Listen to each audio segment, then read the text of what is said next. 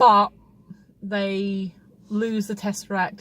Also, they're running out of pin particles because there's not enough left. So they go back further. So Cap and Tony are in the past in New Jersey. I'm gonna have to look up the timing because it was 1970 and Tony hadn't been born yet, and I'm sure Robert was born mid-60s. I thought he was like 64, 65. Okay. So I guess Tony's younger than Robert. I guess so. They're kind of like, wait a minute. So basically, Steve's mission's fairly straightforward. He has to go to Hank's lab and steal some pin particles. What do you think of the de-aged Michael Douglas? Scary. Yes! Of all the aging makeup, age effects that they've done with de-aging, like I said, the stuff on Chris Evans. Sam Jackson was very good. Yeah. It was very obvious, wasn't it? It felt, for me, it was a bit round the mouth. Yeah, it was a bit too obviously not a real person. Yeah. I mean, yes, we know what Michael Douglas looks like, and we know that's obviously not Michael Douglas's face. But seeing what they've done with all the other stuff, and how realistic it looks, maybe that was a bit rushed. That was a little bit. Yeah. I mean, I have to assume it was Michael Douglas. I assume so. I mean, I know. So that was a little bit because I was discussing. I was chatting to Aaron last night, and me, him, and Casey were talking about it. And I was like, it was a bit weird because I missed half of what they were talking about because I had to go make my tea and I had to have my headphones off. But they were then talking about how in Iron Man 3, where they have Tony doing the presentation, and people say, "Oh, that the aging effects on Robert Downey look really bad." And it was like, people saying that didn't know what he looked like in the 80s. Yeah, that was Bobby D in the 80s. That's what he looked like. Yeah. The only difference was they closed the gap in his teeth. Oh right. Yeah. Because Bobby D did have a gap in his tooth back in the day, and Tony probably wouldn't have. He would have had the orthodontics a lot sooner. Yeah, true. So I'm going to assume we're in the second part of the review. So hey, if you're joining us in the second part of the review, thank you. Uploading this is going to be fun. I want to go live. So Steve's mission was fairly straightforward: distract Hank, steal the pin particles. They had the original Ant-Man helmet there, which is kind of cute. Yeah. And then the scene in the where he's ducking into the office to hide, and then sees Peggy. That was cute. That was cute. Yeah. I think it's probably at that point that he realised what he had to do when the time came. So, what do you think of the scene? So basically, Tony finds the Tesseract. He uses a laser glove to open it up. And then bumps into his daddy.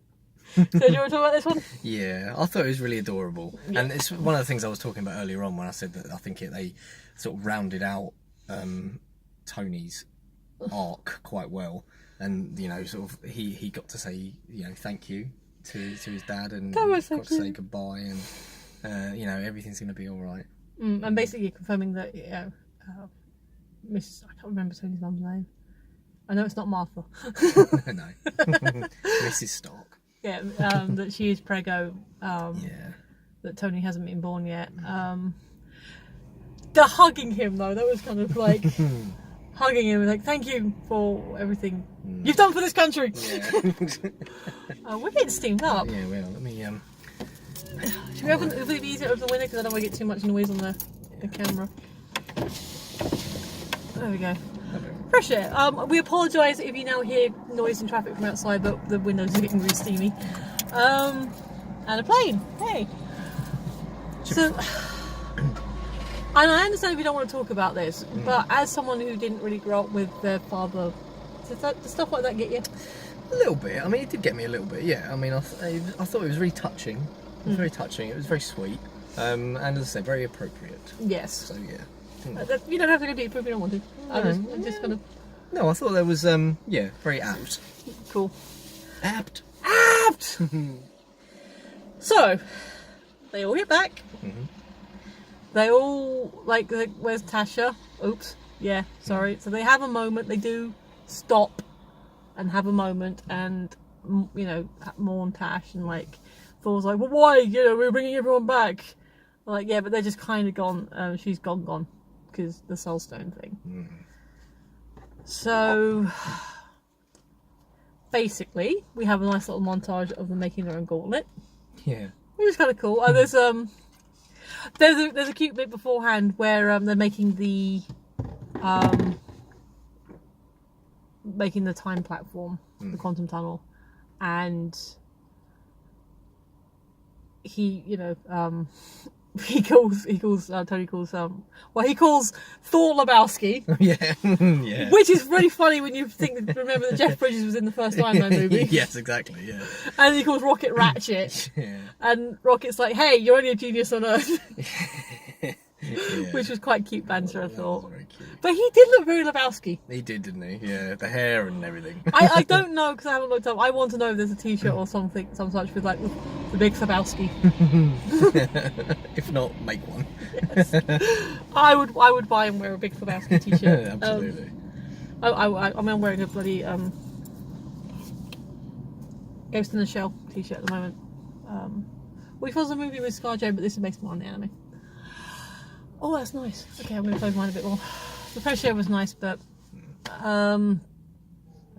so yeah, they all come together. They're all building a gauntlet. There is a bit of controversy with the fact that they can build their own gauntlet. Yeah, because I suppose.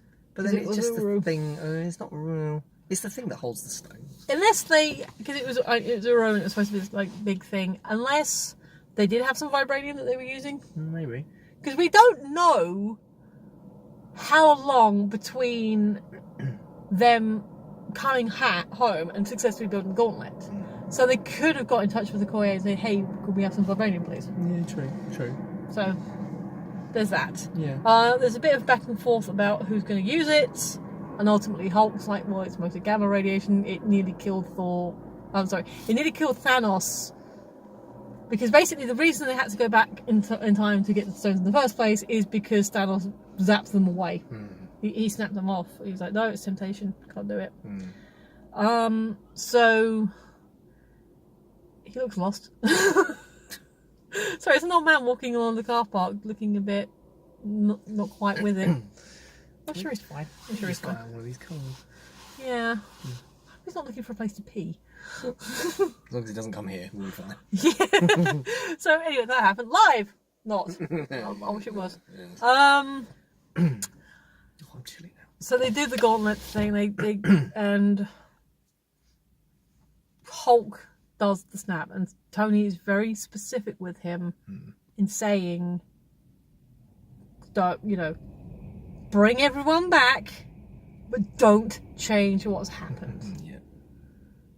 And so he does, and then like Scott's like looking outside, seeing all the birds, because they do the thing, they all kind of go into sort of defense mode. Rocket's behind Thor, which is quite cute, and then like Clint hides behind Tony's shields, War Machine, does all everything. So yeah, they're all kind of like in defensive mode. Yeah. And then they open up all the shields because they barn door the building. Yeah. He snaps, they open everything up. Meanwhile, Nebula's downstairs and basically playing Merry Havoc. Yeah. He's still wandering around. And Thor's ship basically, Thanos' why do I keep confusing two? Thanos' ship Because they both begin with yeah. Thanos' ship smashes through, which I again, as was mentioned, how did he get the ship into the quantum realm to begin with? That's a big question mark, I will admit that. And then how did he get through the portal? Because the ship's way bigger. But he does. Comic book, movie, hand wavy, whatever, he does. So Scott is like, "Hey guys, I think it works because there's like more birds in the trees." And then all hell breaks loose. Yeah. Yeah, their headquarters is just obliterated. Gone. just leveled, razed. Everyone's now in underground thing. There's a whole escape sequence thing. Things get flooded. And... Clinton gets the gauntlet, but then he's being chased by some creatures. Rocket almost gets smushed. So basically, the Hulk, Rhodey, and Rocket end up near each other. And, Rhodey gets out of his suit. He rescues Rocket. Bruce is trying to hold everything up. They do an SOS. Scott's like, hey, I'm here, I'm underground. So Tiny Scott manages to get to them because obviously he's small enough that he can whip through. Yeah. And eventually he does giant man them out of there. But some stuff happens before then. So like I said, there are a couple of points where I got quite weepy. Now this isn't quite one of this is where I got emotional but not weepy here. So Thor, Steve and Tony are on the outside. They're like, where's the stones? Don't know, under here somewhere. They see Thanos sitting there because basically he sent Nebula off to go find them. And Nebula, it's kind of funny because Glenn's got the gauntlet, he manages to get himself to safety. He sees Nebula. Oh, hey, I know you. And so he just hands over the glove like, Father, I have them. Oh crap. Oh wait, no. Then Gamora and then other Nebula come in. And basically, what do you think of Clint's reaction to all that? Yeah, it's just skull. It's a skull. Like, okay, women's are fighting, I'm getting out of there. Yeah, just hide over here. But Nebula kills herself. Yeah. That's kind of powerful. Yeah, very much so. Yeah. So the three go down. And it is quite fitting that it is them because in the original Avengers they have their big three-way fight and now they're fighting together. Yeah. So you've got Thor who... Oh yeah, we didn't really talk about what happened to him on Asgard. Basically he had a nice moment with Frigga. Yeah, that was nice. Yeah, he had a moment with Frigga and she said like, no, you be the man you need to be. And like, eat a salad! Yeah. Just and Rocket was really sweet as well. It was like, yeah, you must be Mom. Hi. You know, very sweet and respectful. Yeah. Sorry, we have to go. All this stuff. He takes Mjolnir with him. Which is significant. So basically he's like, Thanos is just sitting there. What's he doing? Nothing. So this is a trap, most likely. Just so we're all clear, takes Stormbreaker and Mjolnir, basic powers up, gets his suit back. Because when he brings Mjolnir to him, he's like, I'm still worthy, because he was worried that he kind of slipped down. Yeah.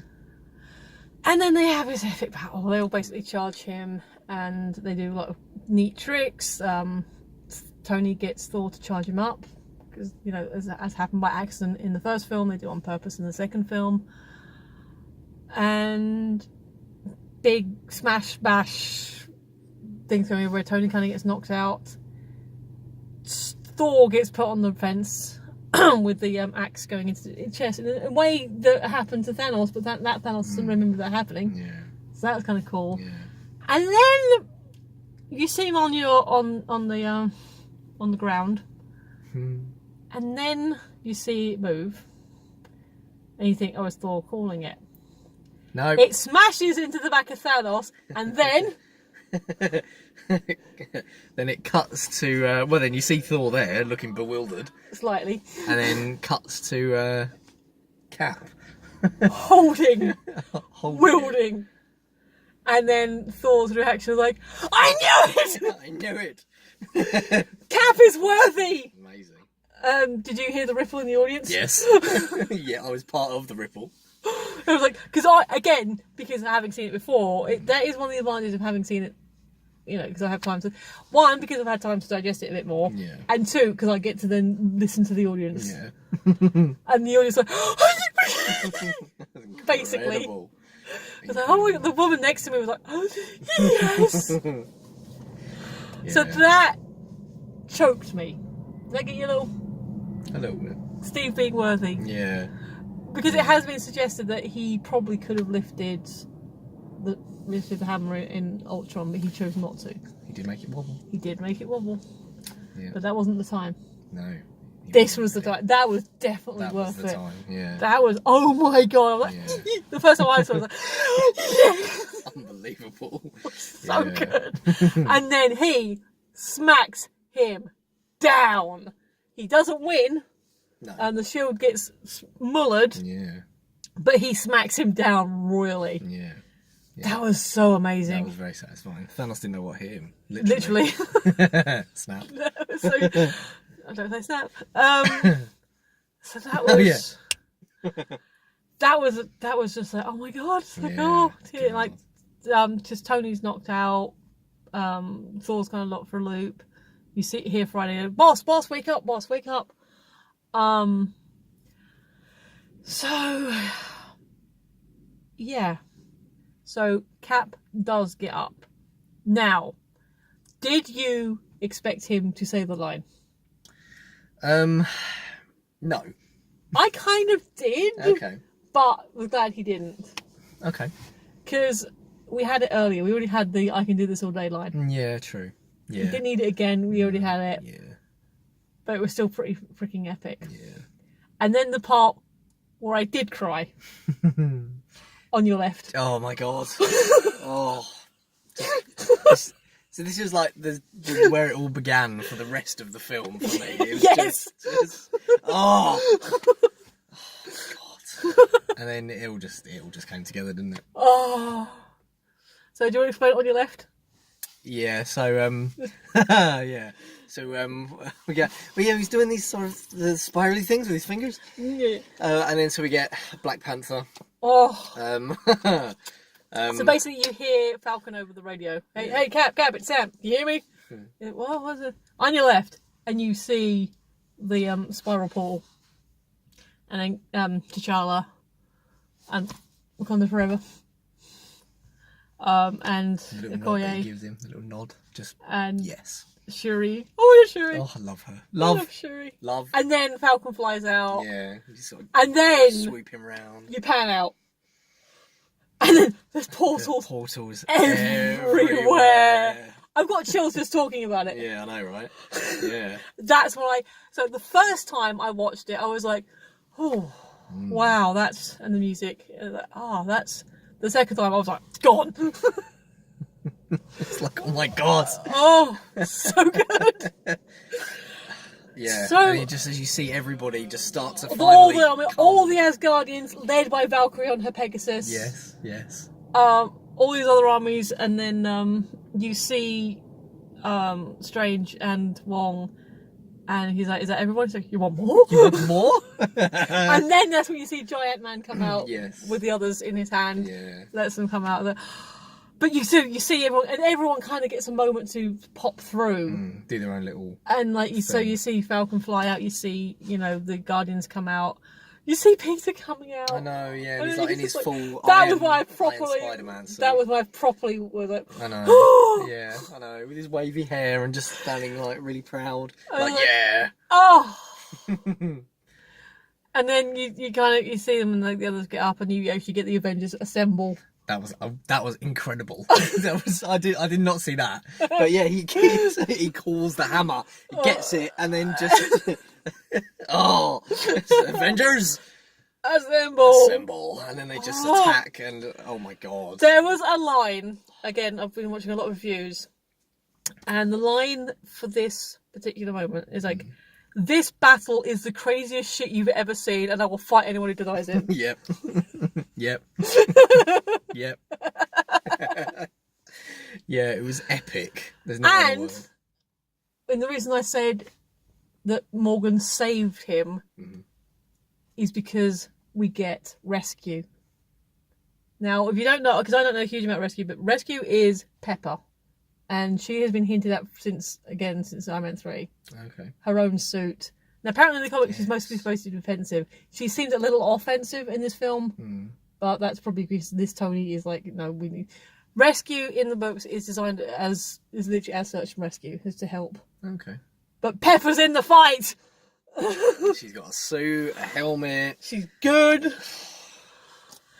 It's hard to just... The bit as well, when they get all the MCU girls. Yes. Apparently it's called A-Force. Okay, nice. So there's a lot to build up to that. So they kind of have a bet on keep away with the gauntlet. Yeah. So Clint's like pretty knackered by this point. So T'Challa takes it, and then he kind of gets a little bit more because he's doing the thing. I think you see the suit doing the whole kinetic thing. And Spidey grabs it and he gets out his instant kill. He gets that instant kill mode, and like that's very just cool. Now, some people complain that instant kill just seems to be stabby, but instant kill was originally introduced with the original suit. This is the Iron Spider suit. Oh, yeah, so instant kill might work slightly different with the other suit. True. But there is so much going on in this battle. You cannot describe it. You cannot do justice by describing it. Amazing, yeah. So you kind of have the rally with the thing. Now, this is why I'm curious about Far From Home, because you do see Peter take the gauntlet, go as far as he can with it, and then they start. Oh, Scarlet, Scarlet grabs Thanos and like, you took everything from me. I don't even know who you are. You will. You will. As she lays havoc on him. She just smacks him seven ways from Sunday. Yeah. And then he's like, rain of fire. And he's like, but sir, all our troops, rain of fire!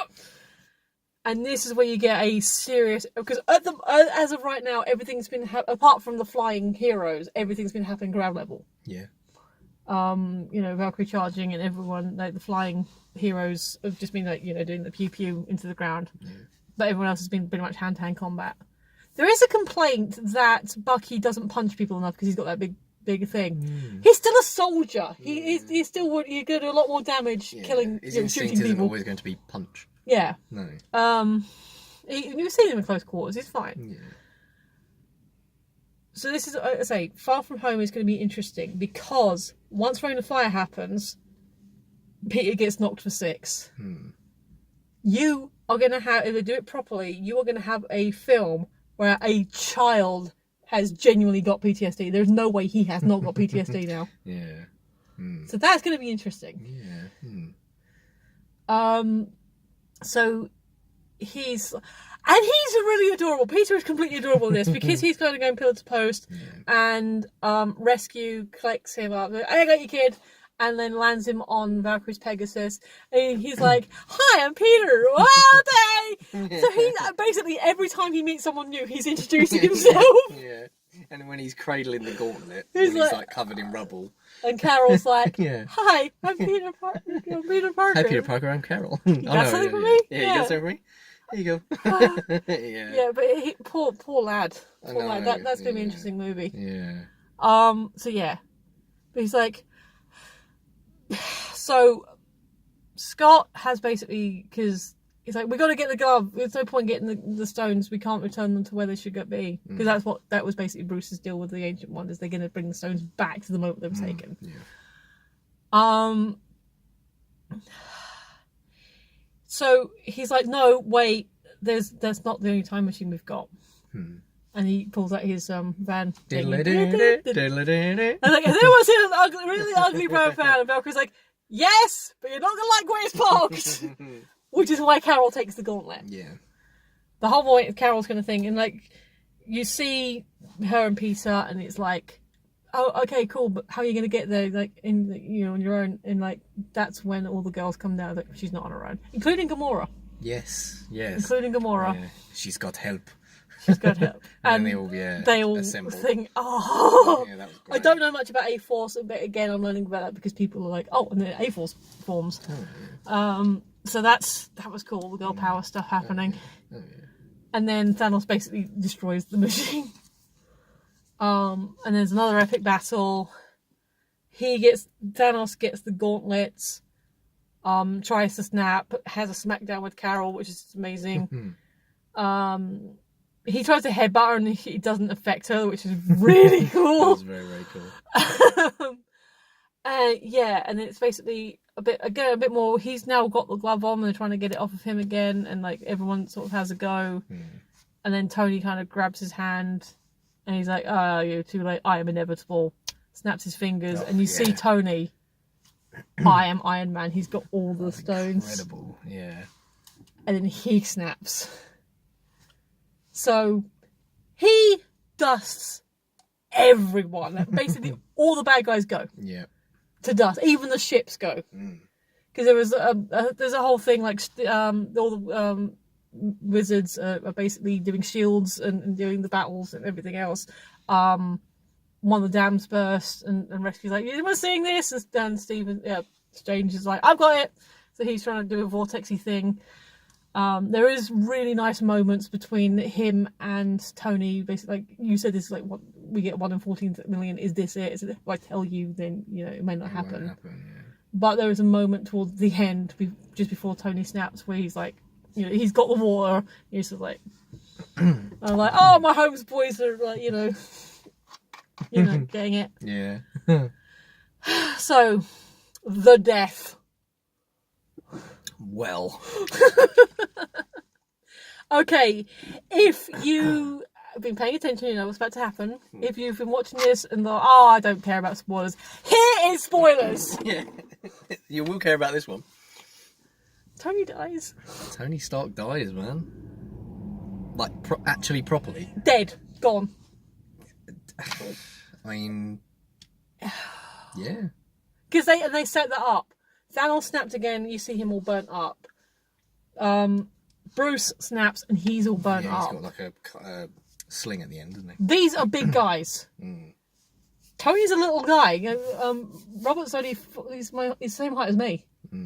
He's a little guy. He's just a normal. He's not like he doesn't have any powers or anything like the the other guys. He's just. In fact, his hand seems to be exposed as well. He's just a normal human. Yeah. So he dies. My thoughts on that, outside of all the stuff you said about him, his story, is I expected it. Okay. It's kind of felt like he's got the longest run of anyone, the most movies. Even as of this movie, Iron Man has appeared more times than Nick Fury. Obviously that's going to change. I am sad. I did cry. Did properly cry together, especially when Brody and then Peter and then Pepper had their moments. I'm glad they did it purely for the fact I thought they might pussy out. That's a fair point. Yeah. This is a significant death. This is something that I've been half anticipating for a while. And they did it. They didn't back away from doing it. Because one thing that this franchise has been criticised for, they never let a death stick. Never let things, settle. They always win. They win, but they lose Tony. And oh my God, Peter! So you said before, Peter's like, he remembered being dusted, and the wizard's like, oh come on, kid, it's been 5 years, they need us, and all this stuff, and then he gets a big hug, and literally, he gets a big hug of his father figure, and then he has to say goodbye. Mr. Stark, we won. Tony. Yeah, no, sad, cry, tears, actual. I don't care. I cried. And then Pepper was devastated. That's the only word, isn't it? You can rest now, Tony. God, I know. I know. Oh my God. Just it's sensational. Oh. Yeah. Because I actually remember way back when it first started talking to our Tony about it, and the fact that Iron Man is the most human. And so I don't know what Mr. Parker thinks. I don't know. But that's a sidebar. I am sad, and if there was another way they could have told the story, I don't know, maybe, but I think it was inevitable. I'm glad they did it because, like I said, I was worried they wouldn't. Yeah. I did watch the Matt Pat afterwards, and he thought that Cap would buy it because of what you were saying before about Chris Evans wanting to retire. Yeah.